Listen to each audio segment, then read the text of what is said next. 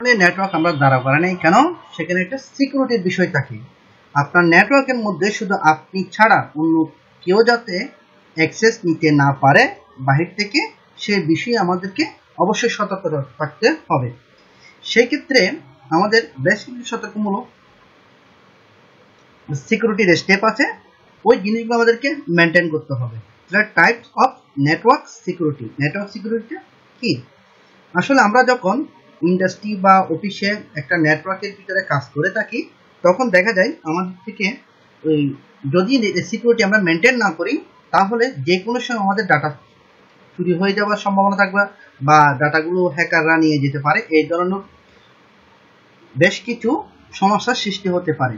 তাই আমরা এগুলোকে মেনটেন করার জন্য, যাতে হ্যাকার ঢুকতে না পারে বা বাহিরে কেউ যাতে অ্যাক্সেস নিতে না পারে, তার জন্য আমরা যে প্রসেসে আমরা সুরক্ষিত রাখার জন্য যে কাজগুলো করে থাকি, এগুলোকে বলা হয় নেটওয়ার্ক সিকিউরিটি। অবশ্যই আমরা যেখানেই কাজ করে না কেন, যারা কোর লেভেলে কাজ করে, যারা অ্যাডমিনিস্ট্রেটিভ লেভেলে কাজ করে, যারা ফিজিক্যাল লেয়ারে কাজ করে, যে লেভেলে কাজ করুক না কেন, যে সেকশনে কাজ করুক না কেন, আমাদেরকে মনে রাখতে হবে নেটওয়ার্ক যখন আমরা দাঁড় করাবো, স্ট্রাকচারটা দাঁড় করাবো, অবশ্যই সিকিউরিটিটা মেনটেন করার জন্য। এই সিকিউরিটি মেনটেন করার জন্য প্রত্যেকটা পজিশনের মধ্যে, প্রত্যেকটা মানে আইটিতে যতগুলো পোস্ট আছে, প্রত্যেকটা পজিশনের মধ্যে এগুলো মেনটেন করতে হয়। যারা ফিজিক্যাল লেয়ারে কাজ করে তাদেরকে মেনটেন করতে হয়, যারা টেকনিক্যাল লেয়ারে কাজ করে তারা ওই জায়গায় তাদেরকে মেনটেন করতে হয়, যারা অ্যাডমিনিস্ট্রেটিভ লেয়ারে কাজ করে তারাও অ্যাডমিনিস্ট্রেটিভ লেয়ারে কাজ করে, যারা অথেন্টিকেশন এন্ড অ্যাক্সেস কন্ট্রোলে কাজ করে তাদেরকে ওইখানেও কাজ করতে হয়, যারা ওয়্যারলেস অ্যাক্সেস পয়েন্ট কন্ট্রোল করে তাদেরকেও ওখানে সিকিউরিটি মেনটেন করতে হয়। তাহলে এই সিকিউরিটিগুলোর মধ্যে আমাদেরকে এই 5টা সিকিউরিটি সাধারণত আমাদের অবশ্যই মনে রাখতে হবে।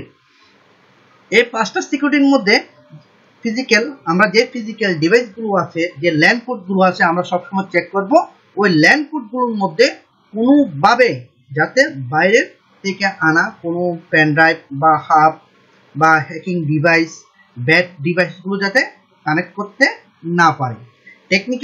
যারা টেকনিক্যাল ডিপার্টমেন্টে আছে তাদেরকেও নজর রাখতে হবে টেকনিক্যালি কাজগুলো করার সময়।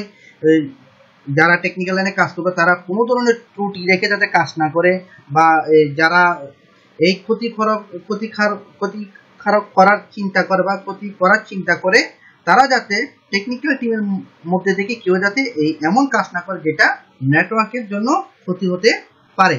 এবং অ্যাডমিনিস্ট্রেটিভ লেভেলে যারা কাজ করে, যারা অ্যাডমিন লেভেলে, নেটওয়ার্ক সেক্টর অ্যাডমিন লেভেলে কাজ করে, তারা প্রতিটি ডিভাইসে কনফিগারেশন করার সময় বিভিন্ন সিকিউরিটি পোর্ট থাকে, বিভিন্ন সিকিউরিটি নিয়ে তাদের কাছে কনফিগারেশন থাকে, তারা সেই কনফিগারেশনগুলো ওখানে অবশ্যই যাতে করে দেয়। এগুলো অ্যাডমিনিস্ট্রেটিভ লেভেলে যারা আছে তারা এগুলো মেনটেন করে।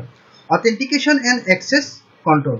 হ্যাঁ, আমাদের কিছু সিকিউরিটি আছে কারা সেখানে প্রবেশ করতে পারে, বা আমাদের অফিসে বা আমাদের কোম্পানিতে বা ইন্ডাস্ট্রিতে বাহির থেকে অনেক গেস্ট আসে, সেক্ষেত্রে তারা যদি আমাদের নেটওয়ার্কে অ্যাক্সেস নিতে চায় বা ওয়্যারলেস অ্যাক্সেস নিতে চায় বা তারা ফিজিক্যালি অ্যাক্সেস নিতে চায়, তখন অথেন্টিকেশন এবং অ্যাক্সেস কন্ট্রোলের কাছ থেকে অবশ্যই এটা পারমিশন নিতে হবে।